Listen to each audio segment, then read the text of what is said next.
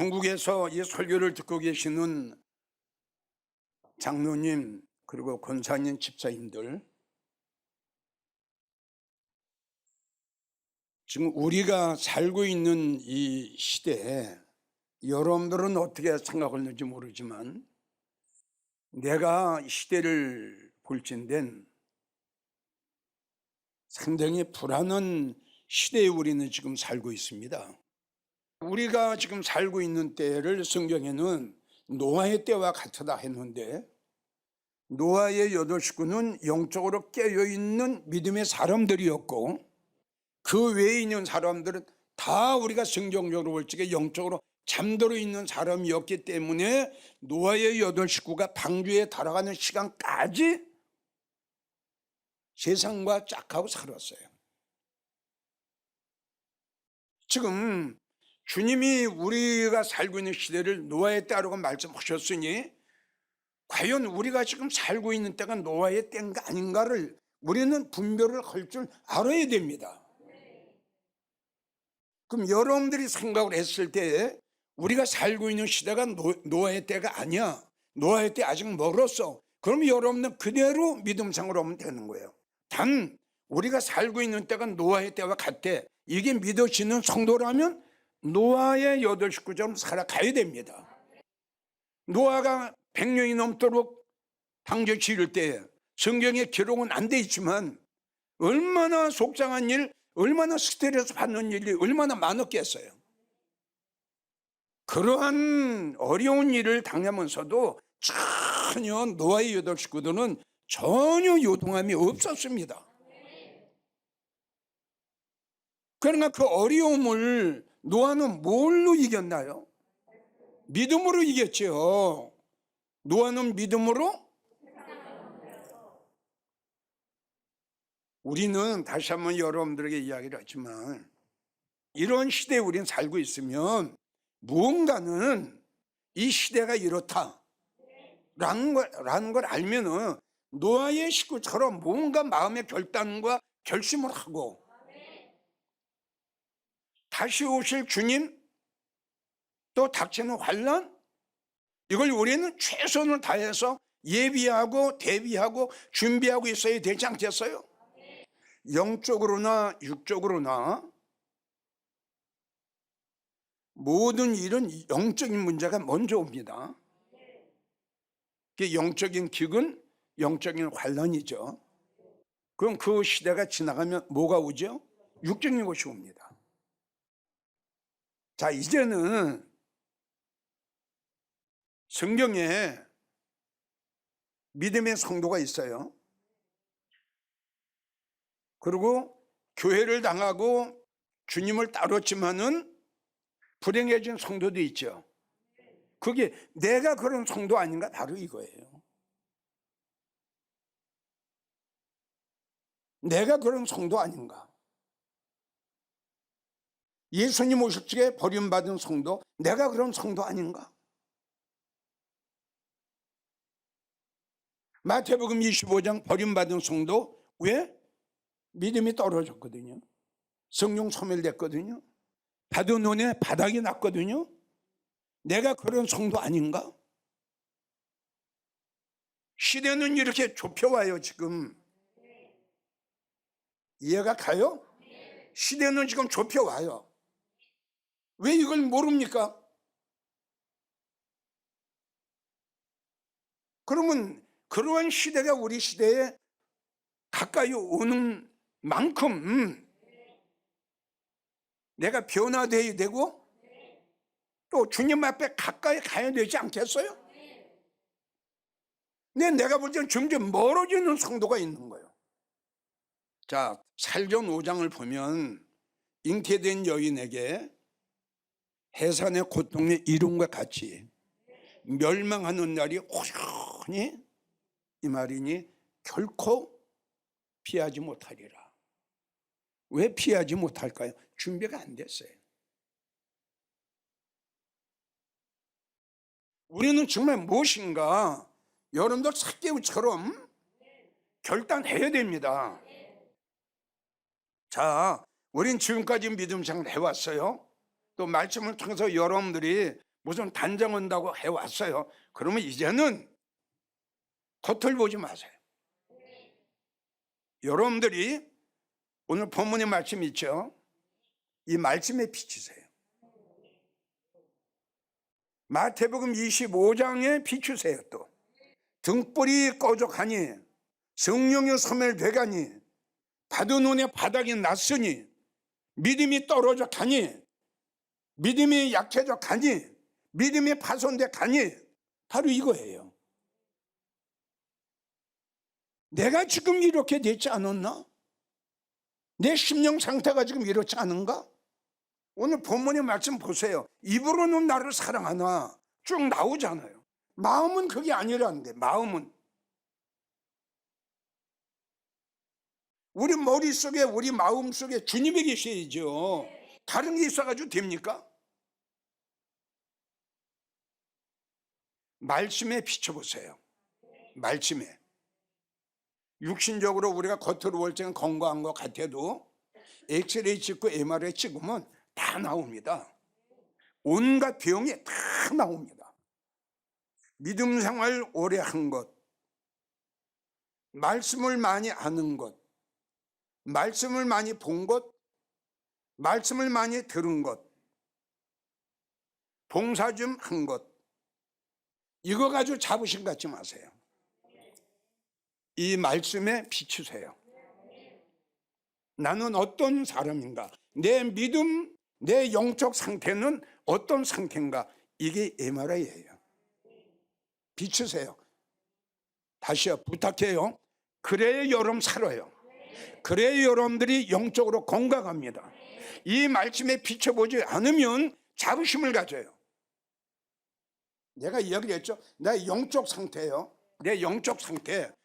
주님이 나의 믿음, 주님이 나의 영혼, 주님이 나의 심령을 보셨을 때에 이 속에 뭐가 있는가? 여러분, 사대교회 죽었지요? 그게 뭡니까? 주님이 안 계세요. 여기 주님이 안 계세요. 말씀도 없어요. 그러니까 주님이 죽었다고 그랬어요. 예수님도 말씀하셨고. 죽은 자들이 어떻게 만왕의 왕으로 오시는 거 주님을 영접합니까? 안 돼요. 내가 이런 사람 아닌가? 버림받았다, 슬피 울었다, 어둠에 처했다. 주여 주여 문을 열어주소서. 나는 너를 도무지 알지 못한다. 내가 이런 성도 아닌가? 내가 이렇게 되지 않을까? 말씀에 자신을 비춰보면 본인들의 믿음 상태, 영적 상태 정확하게 나옵니다. 이사야 47장 3절을 보면 네 살이 드러나고 네 부끄러운 것이 보일 것이다. 말씀에 비춰보니까 부끄러운 것뿐이에요. 너무 부끄러워요. 말씀에 비춰보니까 자기의 부족한 거, 자기가 연약한 게 그대로 드러나는 거예요. 지금 주님 말씀이에요. 네 살이 드러난다. 다 백일하에 다 드러나는 거예요. 부끄러운 게 다 드러나는 거예요. 너의 부끄러움이 나타날 것이다. 하나님의 말씀에 비춰봐도 부끄러움을 알지 못하면 그거는 이미 끝난 사람이에요. 죽은 심령이에요. 누가복음 2장 35절을 보면 칼이 네 마음을, 칼은 뭐지요? 그렇죠. 하나님의 말씀이 네 마음을 찌를 것이니, 그랬더니 어떻게 되느냐? 여러 사람의 마음의 생각이, 네 생각이 드러나는 거예요. 생각과 마음이 그냥 드러나는 거예요. 말씀이 여러분들의 심령을 찔렀더니 여러분들이 생각하는 것, 여러분들이 마음 먹는 것 그냥 드러나. 너 지금 이런 생각 가지고 있지? 네 머릿속에, 네 마음속에 이거 있지? 다 드러나는 거예요. 숨길 수가 없죠. 예레미야 12장 1절에서 2절을 보면 그들의 입은 죽게 가까우나 그 마음은 나하고 멀다. 내가 이런 성도 아닌가? 이번 주님께 가까운데 내 마음은 멀지 않나? 뭔가 뺏기는 게 있어요 지금. 내 마음을 뺏어가는 데가 있고 뭔가 내 믿음을 뺏어가는 데가 있다니까요. 너 하루 24시간 지내는 동안 너 나를 몇 번이나 생각하냐? 얼마나 생각하냐? 그리고 네가 하루 종일 살아가는 동안에 네가 그 보좌를 얼마나 사모하고 얼마나 그리워했느냐? 그냥 주님 물으시는 거예요. 다시요. 생활이 없는 사람 없어요. 환경 없는 사람 없어요. 나도 있어요. 문제는 그걸 내가 이기느냐?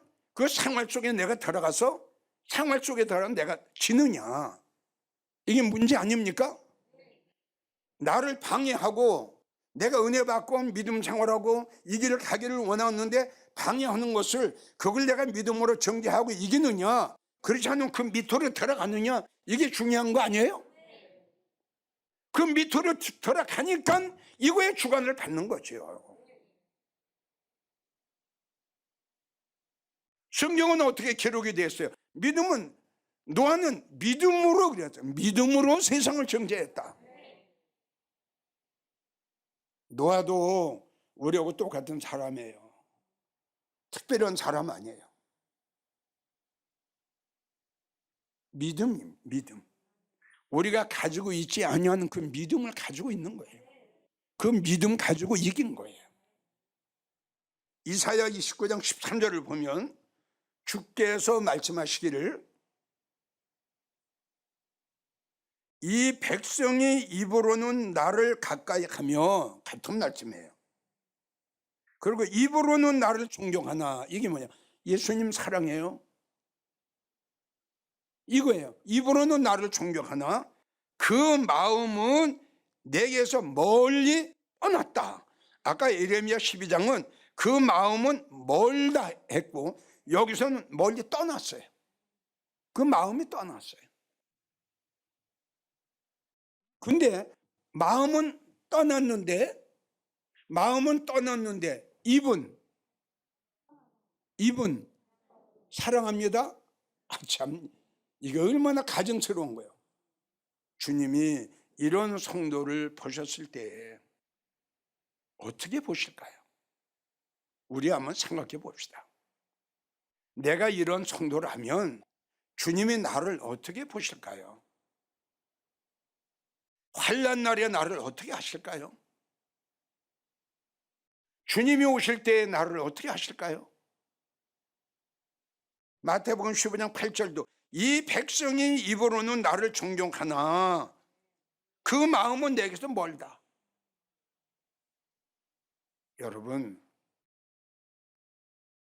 우리가 예수님하고 멀다 가도 예배하고도 멀다 가도 말씀하고도 멀다 가도 이젠 최선을 다해서 정말 입술을 깨물고요, 허리띠를 조이고요, 주님 앞에 가까워 가야 됩니다. 이야기를 했잖아요. 이 시대에 언제 어느 때 무슨 일이 일어날지 모릅니다. 주님이 정하신 그날이 되면요 오늘 저녁이라도 그 사건은 터지고 말아요. 그러면 여러분들 이거에 잡혀 있어야 되겠어요? 예? 이런 것들에 여러분들이 잡혀 있어야 되겠느냐고. 입으로 주님을 사랑한다고 하고 마음은 왜 못 드립니까? 입으로는 주님을 사랑한다고 하는데 왜 정은 주님 앞에 드리지 못합니까?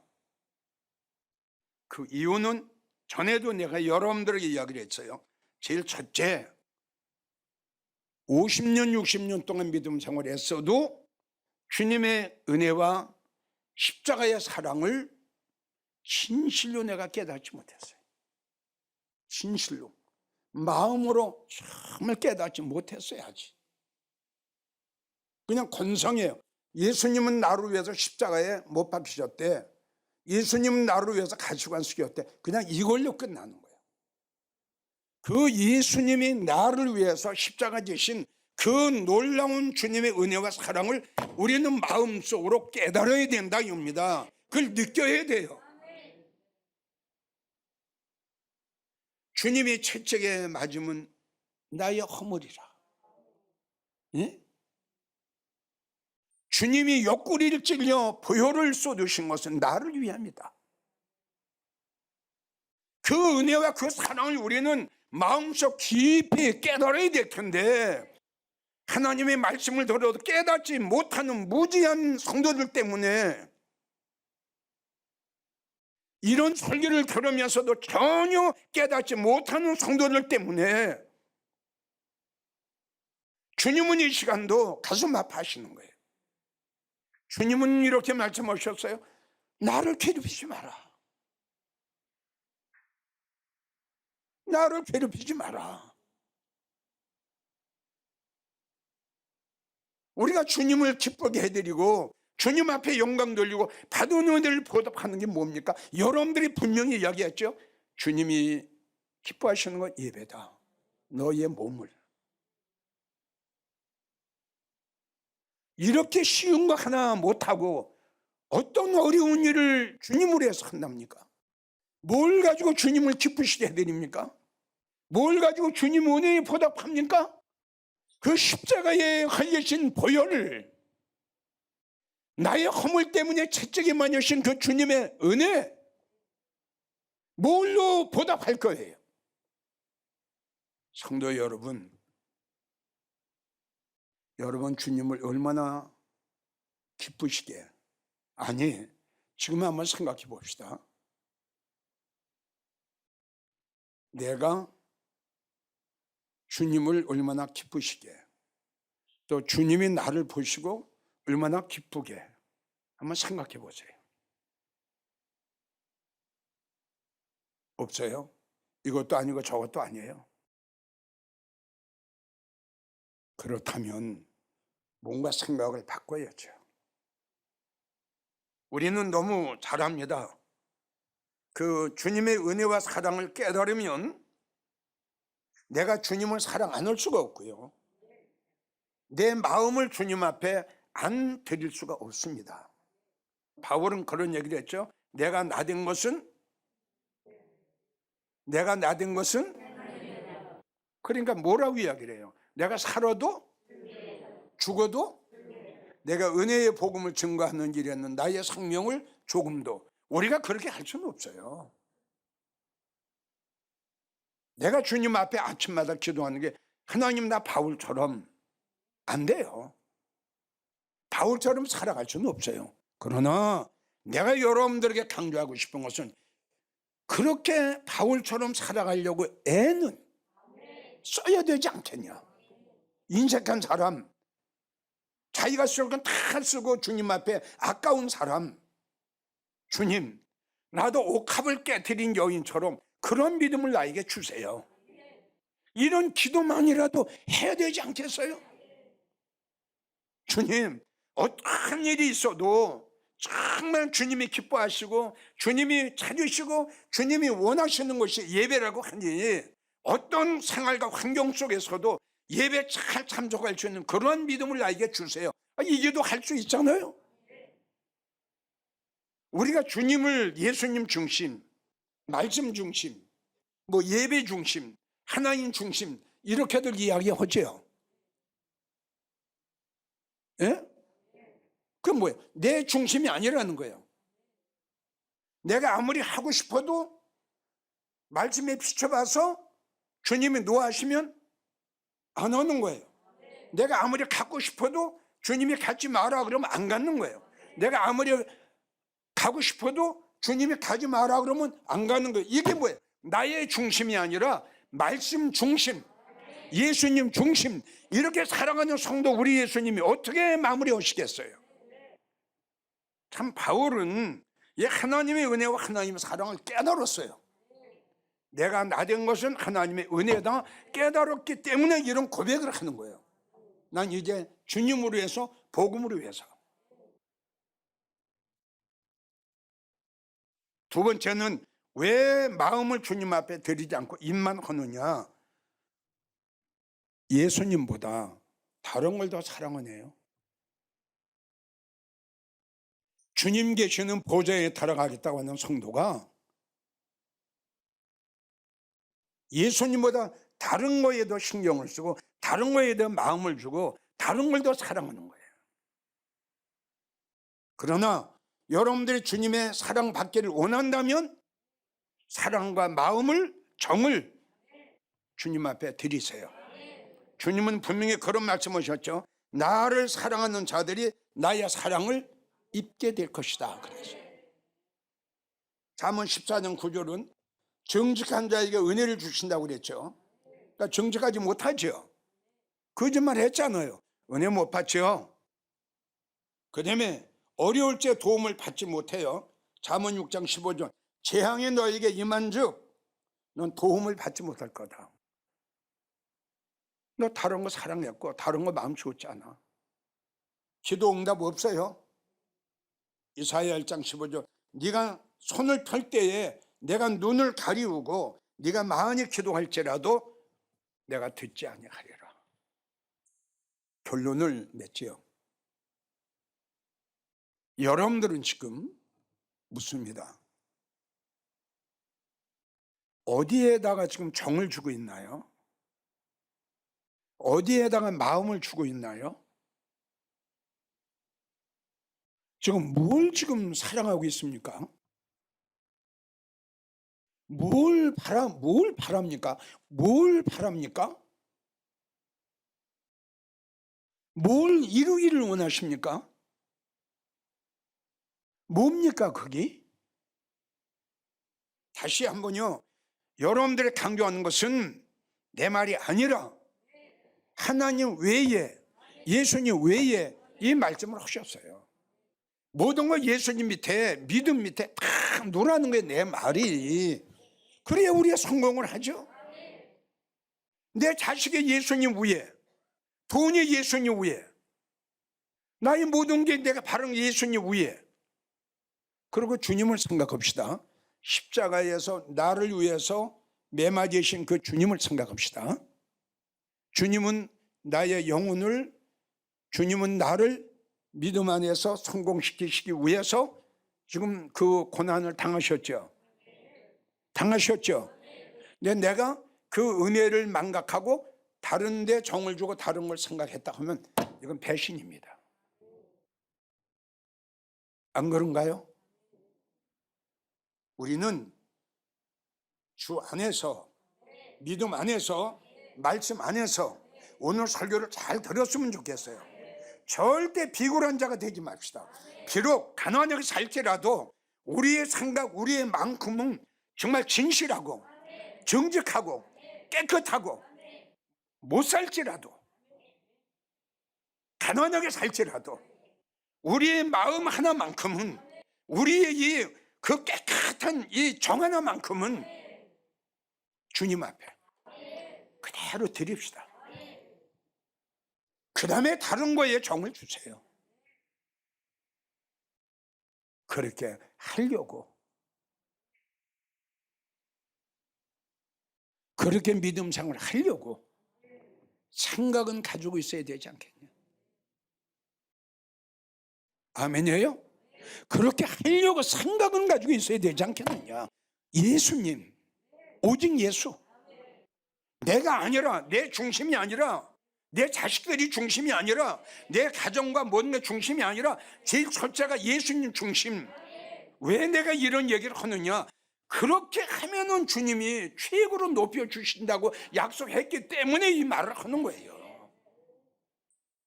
우린 저 나라 가서 높은 사람 되기를 원하는 거 아니에요? 그럼 여기서 주님을 높여야죠. 그 잠언서에도 나왔어요. 네가 나를 높임으로 내가 너를 높여주리라. 이게 예수님 중심이에요. 이제 여러분 이 성경을 집에서 그냥 읽지 마시고요. 어떻게 해요? 나를 비춰보세요. 예? 꼭 나를 그냥 읽지 마세요. 나를 비춰보세요. 말씀에 꼭 비춰보세요. 내가 이런 성도 아닌가?